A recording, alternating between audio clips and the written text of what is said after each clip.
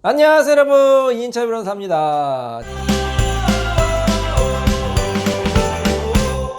자, 오늘도 여러분께 저희 사무실에서 이제 성공적으로 잘 끝난 사건에 대해서 말씀드릴 텐데, 제가 항상 여러분께 조금이나마 유익한 내용이 되도록 최선을 다하도록 하겠습니다. 자, 여러분 방송 시청 전에 꼭 하셔야 될 게 있죠. 뭐죠? 구독과 좋아요입니다. 맞아요. 구독과 좋아요 꼭 부탁드릴게요. 또 많은 다른 주변의 친구, 지인분들에게도 또 추천 부탁드리겠습니다. 이인철 변호사의 성공사건 시작합니다. 자, 오늘은 어떤 내용인가요? 네, 오늘의 사건 소개해드리겠습니다. 네. 사무실에 상담을 오신 분은 네. 아내분이십니다. 여자분이십니다. 예, 원고세요. 먼저 소송을 시작하셨고요. 네. 상대방은 공무원이었습니다. 공무원. 두 부부는 혼인세를 지속하는데 상대방이 심한 욕설, 아이고. 뭐 부당한 대우, 폭행의 폭언, 네. 그리고 상대방이 막 수시로 이혼을 요구합니다. 네. 이에 이제 저희 원고 아내분께서는 사실 임신이 잘 안 되셨어요. 아이고. 그래서 이제 인공수정도 해보시고 네. 시험관 아기 시술까지 하였으나 결국엔 임신이 되지 않았습니다. 아. 하지만 혼인생활을 유지하기 위해서 네. 헤어졌도록 다시 뭐 만남을 지속하고 네. 계속 두 분 사이 관계 개선을 위해서 노력하셨는데 네. 상대방 측에서는 계속 우리를 괴롭히고 또 이혼을 요구하고 네. 그래서 결국에는 아내분께서 먼저 소송을 제기하셔서 좋은 결과를 이뤄낸 사건입니다. 네. 아, 제가 배지를 깜빡했습니다. 이 변호사. 여러분, 이 변호사 배지에 대해서 말씀드리면, 이 변호사가 되면 변호사 배지가 나와요. 그래서 예전에는 이제 배지를 잘 안 했던 이유가 뭐냐, 옛날에는 여기 이렇게 구멍이 났거든요. 이렇게 뾰족하게 돼서 이제 구멍이 나서, 요즘에 자석으로 이게 돼 있어가지고 구멍이 안 나요. 그래서 이렇게 간편하게 할 수가 있습니다. 그래서 재판 갈 때는 꼭 하고 가는 게 좋아요. 왜냐하면 변호사라는 어떻게 보면 이게 입증이 되는 거이고요. 또 멋있잖아요. 멋있죠. 그래서 변호사 배지를 꼭 하는 게 좋습니다. 자, 이 사건은 그래서 하여튼 이혼까지 결심한 사건인데, 아내분이 주로 뭐 어떤 것 때문에 많이 힘들어 하셨다고요? 상대방의 심한 욕설, 부당한 대우, 뭐 이혼 요구, 폭언 폭설 이런 게 있었습니다. 상대방 직업이 공무원이라고 그랬죠. 네.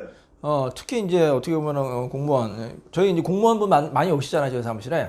의뢰인으로도 많이 오시고, 또 공무원분의 이제 사모님, 배우자, 또 남편분 이런 분 많이 오시는데, 근데 공무원도 사람이니까 뭐 당연히 이혼할 수도 있겠지만, 이런 분이 과연 공무원 생활을 잘 할 수 있을까, 그런 생각을 하는 경우도 꽤 많은 것 같아요. 집에서 뭐 아내를 정말 무시하고 폭언, 심지어는 폭행까지 하고, 어떻게 보면 법을 준수해야 되는 사람이 집에서 그렇게 불법적인 일을 하는 게 참 안타깝고, 왜 그러실까, 그래서 굉장히 좀 안타까운 경우가 많이 있습니다. 자, 물론 뭐 스트레스 많이 받는 경우도 있겠죠. 하지만 이렇게 생각을 해요. 어떻게 보면 이제 국민을 위해서 봉사하는 직업이 공무원이죠. 근데 가끔 국민들을 위해 군림하려는 공무원들이 있죠. 예전에 그런 경우가 있었다면서요. 홍 이사님한테 들은 얘기인데, 뭐 누구라고는 얘기할 수는 없겠죠. 이제 하여튼 뭐 지인 아는 사람이 이제 선거에 나갔는데, 선거 전에는 막 그렇게 막 한 표 부탁한다면서 막 깍듯하게 그렇게 이제 예의 바르게 했는데, 막상 그 사람이 당선되고 나서 홍 이사님이 찾아갔다면서요. 그랬더니 어떤 취급을 받았어요? 어떤 대우를? 뭐 별로 그렇게 반기지는 않았습니다. 그냥 찬밥. 그러니까 저 사람이 왜 왔나 그랬다면서요. 그러니까 완전히 180도 달라졌죠. 선거 전하고 후하고. 그럼 왜 그럴까요, 사람들이? 글쎄요, 알 수 없습니다. 왜 그런지 참. 선거 전에는 뭐 정말로 소위 말해서 뭐 간쓰게 다 빼줄 것 같이 그렇게 막 잘하다가 당선만 되면은 어깨에 힘 딱 들어가져가지고 뭐 언제 그랬냐는 듯이 그런 경우가 있는데, 저는 그런 사람은 공무원을 안 하는 게 좋겠다. 특히 선거직 공무원, 이런 생각이 들어요. 국민한테 항상 봉사하는 마음으로 하셔야지, 나 군림한다, 그러려면 차라리 다른 직업 하세요. 요즘에 뭐 군림하는 직업도 없잖아요. 그리고 뭐 돈을 많이 벌겠다, 그럼 공무원 하면 안 되죠. 사업을 하든지 다른 뭐 장사라든지 해야죠. 근데 공무원 하면서 국민들을 위해 군림하려고 하고 돈도 많이 부정한 돈을 받으려고 하면은 공무원 자격이 없다고 생각이 듭니다. 집에서도 마찬가지예요. 공무원은 집에서도 이제 아내를 항상 존중하면서, 뭐 남편도 마찬가지, 남편을 존중하면서 그렇게 해야 되는데, 뭐 자기가 막 뭐라도 되느냐 막 그렇게 막 특권 의식을 가지면서 군림하려고 하고, 뭐 무시하고 폭행하고 폭언하고 협박하고 그러는 사람은 참 공무원 자격이 없다, 이런 생각이 듭니다. 자, 이 사건도 마찬가지예요. 자, 그래서 우리가 소송을 하는데, 이 공무원분들은 특히 조심하셔야 됩니다. 이 소송당하면, 이 이혼 사건 하면 다 나오죠. 적나라하게 뭐 아내를 때리느니 협박했느니, 그런 게 만약에 직장에 알려져 봐요. 그 얼마나 망신입니까, 망신. 그래서 더 몸가짐과 언행을 조심해야 된다고 생각이 듭니다. 자, 이 사건 같은 경우도 마찬가지예요. 이 부부가 많이 힘들었죠. 특히 아내가 많이 힘들었죠. 임신이 안 돼가지고 인공수정까지 했어요. 근데 저도 들었는데, 이 인공시술 하면 물론 남편과 아내가 다 노력해야 되는데 누가 더 힘들까요? 아내가 힘들겠죠. 왜요? 직접 아내 몸에 해야 되니까요. 여러 가지 시도도 해야 되고 약도 먹어야 되고 그 과정이 힘들 것 같습니다. 그러니까 이제 뭐 시험관 시술하려면 예를 들어서 남자는 정자를 이제 제공해야 되고 여자는 난자를 이제 이렇게 추출해야 되잖아요. 정자를 추출하는 게 어려워요? 난자를 추출하는 게 어려워요? 아내분이 어려울 것 같습니다. 그렇죠. 뭐 정자 추출하는 거 솔직히 뭐 그렇게 어렵진 않죠. 글쎄요, 뭐 아내분에 비해서는 좀 쉽지 않을까요? 쉽지 않아요? 아내분에 비해서는. 네, 근데 굉장히 그것도 곤혹스럽다고 하시는 분이 많아요. 이제 뭐 시험관 수술이라든지 뭐 그런 검사할 때 이제 다 큰 어른이 또 정자를 추출하는 과정이 썩 뭐 유쾌하지는 않다.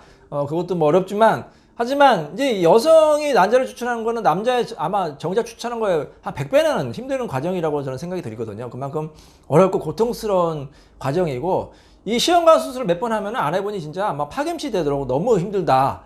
그냥 온갖 심신이 다 지치는 거예요.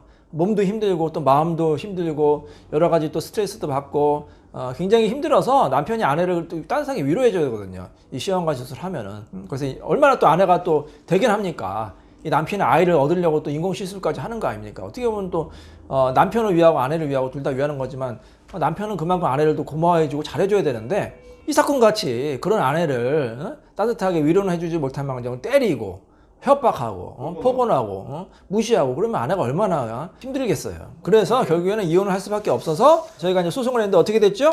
자, 이것도 실제 사건입니다. 지방이 한 사건이고요. 네, 저희가 이제 원고 법무부의 김소연 변호사님이 담당한 사건이네요. 자, 원고와 피고는 이혼한다. 피고는 원고에게 위자료 1,500만 원 지급하라. 이거는 결국 누가 이겼다는 거예요?